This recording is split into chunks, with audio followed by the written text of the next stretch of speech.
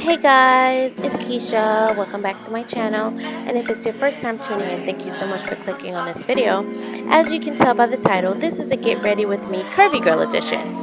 From start to finish, I show you how I get my hair and my makeup together, and definitely stay tuned to the end of the video to see the outfit of the day that I wore this past weekend when hubby and I celebrated our wedding anniversary. For my hair, I kept it simple. I wore my natural hair in a puff, and my puff was done on a braid out. And I simply just used my Curls Blueberry Bliss control paste to lay my edges. I applied the product using my toothbrush, and I smoothed it in with my hands, as well as following up with a soft bristle Pore brush. Definitely check the description box for a full list of all the products used in this video, and if I happen to omit something, definitely leave me a comment down below.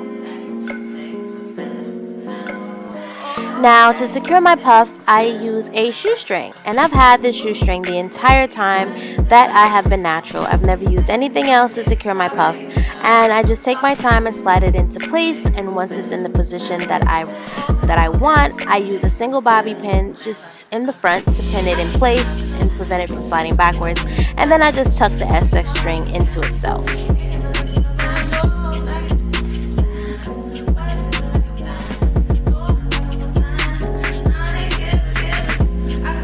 Next, I just secure my hair with my handy dandy scarf while I proceed to do my makeup. Now, I already moisturized my face off camera, and here you can see me priming with my favorite primer. It's the Becca Ever Matte Pore Perfecting Primer. That is a tongue twister. And today's foundation is the Nars Weightless Luminous All Day Foundation, and this foundation is bae. Okay, it's the only foundation I find to be very light, and I can use a thin layer and it completely covers all of my hyperpigmentation and my blemishes without me having to color correct. And I find that using a stippling brush is the next best thing to using your hands. And this stippling brush is by Sephora. Definitely check the description box down below for the availability. And in the areas that I need better precision, I swapped out my Sephora brush for a smaller e.l.f. stippling brush. Now, in this video, I won't be filling in my brows. I actually had them microbladed recently. I'm not even supposed to be wearing makeup, but if you won't tell, I won't tell. Now that the cat's out the bag, I'm curious to know what you guys think. Leave me a comment below and tell me what you think of my microbladed brows. Are you able to tell that they're tattooed? Do they look like real hairs? Let me know. Now, I still have a couple more weeks of healing before I can actually fill them in, hence why I left that part out of this video. And here you see me using my LA Girl Pro Concealer in shade Fawn to conceal and add a subtle highlight to my under eye area, and I distribute that product using my Sephora brand Pro Concealer Airbrush, and I prefer the brush as opposed to a beauty blender because I feel like the beauty blender tends to soak up more product than I would like. So with this airbrush, it just distributes the product thin and evenly under my under eye area, which definitely helps to prevent that annoying under eye creasing. And I'm just going to go ahead and set that using my Mercier powder, and I just add a thin layer using a beauty blender to that under eye area.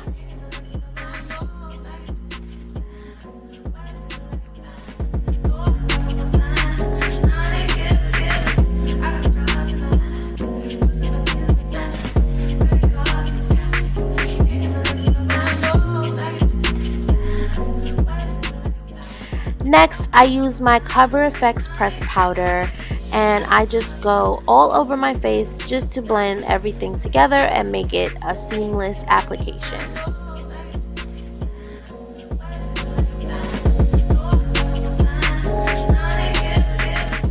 Now for my contour, I am using my Black Radiance pressed powder in shade Rich Mahogany, and I apply that to the hollows of my cheek, my temple, the perimeter of my hairline, and I'm using a tapered face brush by MAC.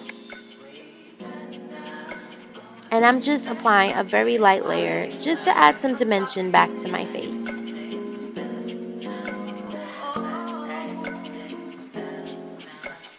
Next, I'm taking that same pressed powder down the sides of my nose just to give it a bit of definition, and I take it also into the crease of my eyelids. Now, I didn't do too much with my eyelids. I didn't apply any powder because I didn't want to draw attention to the fact that my brows weren't filled in. I just wanted a really nice, even, natural beat, you know? Here I am using my favorite bronzer. It is by CoverGirl, and I think it's in the shade Golden Sunrise, and I'm just adding a bit of that to my temple area as well as my cheekbone.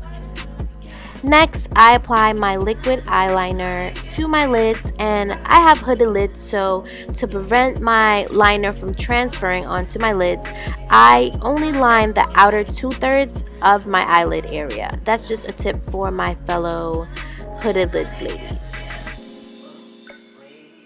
And with this, you know, you just have to take your time until you get it precisely the way you would like it. Get into the close-up of these brows, though. I do feel like they're healing rather nicely.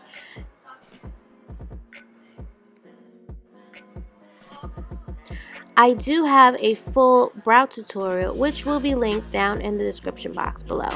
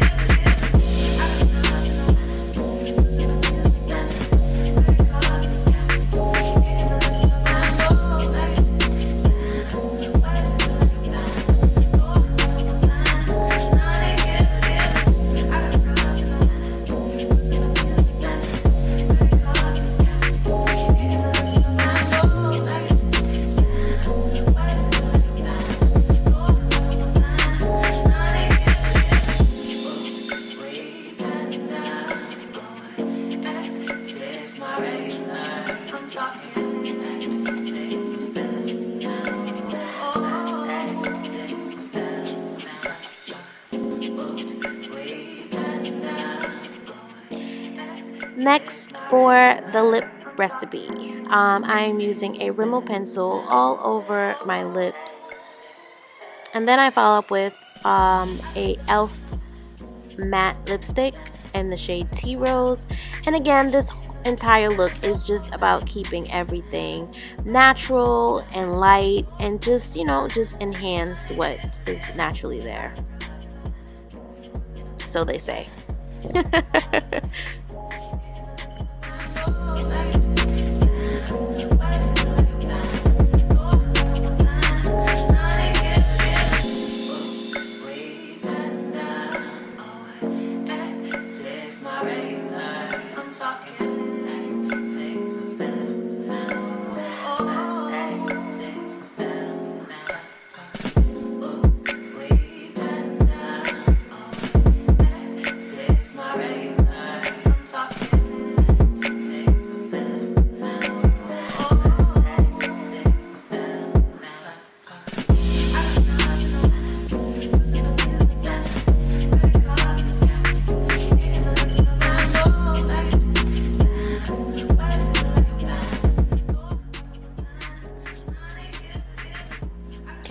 Now on to the completed look.